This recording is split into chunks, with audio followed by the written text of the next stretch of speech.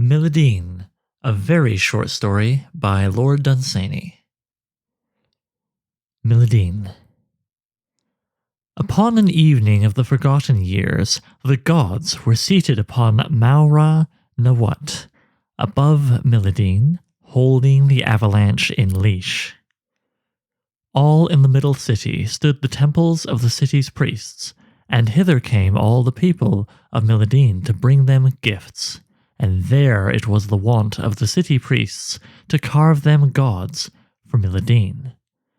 For in a room apart in the temple of Eld, in the midst of the temples that stood in the middle city of Mlideen, there lay a book called the Book of Beautiful Devices, writ in a language that no man may read, and writ long ago, telling how a man may make for himself gods that shall neither rage nor seek revenge against a little people.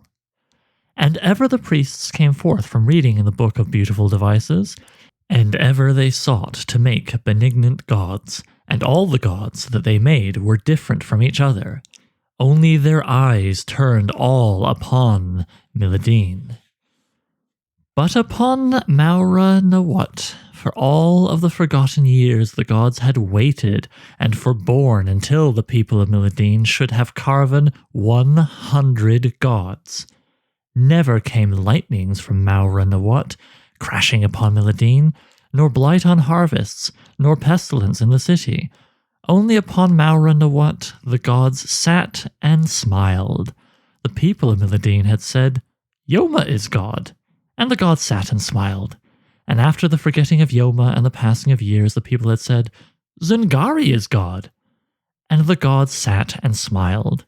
Then, on the altar of Zingari, a priest had set a figure squat, carven in purple agate, saying, "Yazun is God." Still the gods sat and smiled. About the feet of Yonu, Bazun, Nidish, and Sandrau had gone the worship of the people of Mlideen, and still the gods sat holding the avalanche in leash above the city. There set a great calm towards sunset over the heights, and Maura Nawat stood up still with gleaming snow, and into the hot city cool breezes blew from his benignant slopes, as Tarsi Zalo, high prophet of Mlideen, carved out of a great sapphire the city's 100th god. And then upon Maura Nawat the gods turned away, saying, 100 infamies have now been wrought. And they looked no longer upon Mlideen, and held the avalanche no more in leash, and he leapt forward, howling. Over the middle city of Mlideen now lies a mass of rocks, and on the rocks a new city is builded wherein people dwell who know not old Mlideen, and the gods are seated on Maura Nawat still.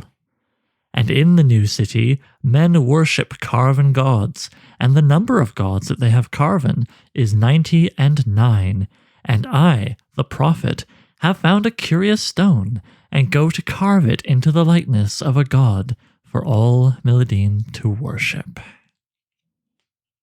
The end.